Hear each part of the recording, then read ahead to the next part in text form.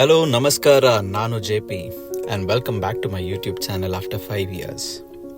So ಇವತ್ತಿನ ವಿಡಿಯೋನಲ್ಲಿ ನಾನು ಏನು ಮಾತಾಡೋಣ ಅಂತ ಅಂದ್ಕೊಂಡಿದ್ದೀನಿ ಅಂದರೆ, ಏನಕ್ಕೆ ನಮ್ಮ ಪೂರ್ವಜರು ನಾವು ಬೇಗ ಮದುವೆ ಆಗಬೇಕು ಅಂತ ಹೇಳಿದ್ರು ಅಂತ. Was this just a belief, ಇಲ್ಲ ಇದರ ಹಿಂದೆ ಸೈಂಟಿಫಿಕ್ ರೀಸನ್ ಇದೆಯಾ?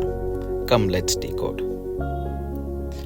ನಮ್ಮ ಹಿಂದೂ ಸಂಪ್ರದಾಯ ಪ್ರಕಾರ ideal age for marriage is 20 to 24. ಏನಕ್ಕೆ ಈ ಏಜ್ನಲ್ಲಿ ಮದುವೆ ಆಗಬೇಕು ಅಂದರು?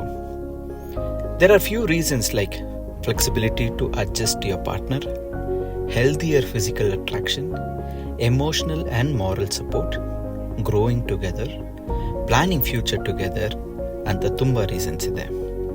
ಇಲ್ಲಿ ಫ್ಲೆಕ್ಸಿಬಿಲಿಟಿ ಟು ಅಡ್ಜಸ್ಟ್ ಅಂದರೆ 22 to 24 ವಯಸ್ಸಿನಲ್ಲಿ ನಾವು ಕಂಪ್ಲೀಟಾಗಿ ಮೆಚ್ಯೂರ್ ಆಗಿರಲ್ಲ. ನಮ್ಮ adaptability to partner's lifestyle easy ಇರುತ್ತೆ. You both can compromise a lot on your beliefs, faith and life style.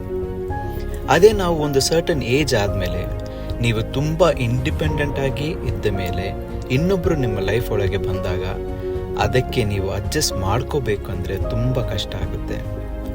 Problems in life starts when you have to compromise on many things. ಅದೇ ಥರ ನೀವು ನಿಮ್ಮ partner ಜೊತೆ 20 ಇಂದ 23 ವಯಸ್ಸಿನಲ್ಲಿ ಸೇರಿದಾಗ ನಿಮ್ಮಿಬ್ಬರ understanding and comfortability on each other ಬೆಳೆಯುತ್ತೆ ಆ್ಯಂಡ್ ಚಾನ್ಸಸ್ ಆಫ್ ಮಿಸ್ಅಂಡರ್ಸ್ಟ್ಯಾಂಡಿಂಗ್ ಕಡಿಮೆ ಆಗುತ್ತೆ. In simple, you find a best friend in your partner. Marriage is all about finding the right person ಅಂತಾರೆ. It is not just searching the right person, it is instead you be the right person.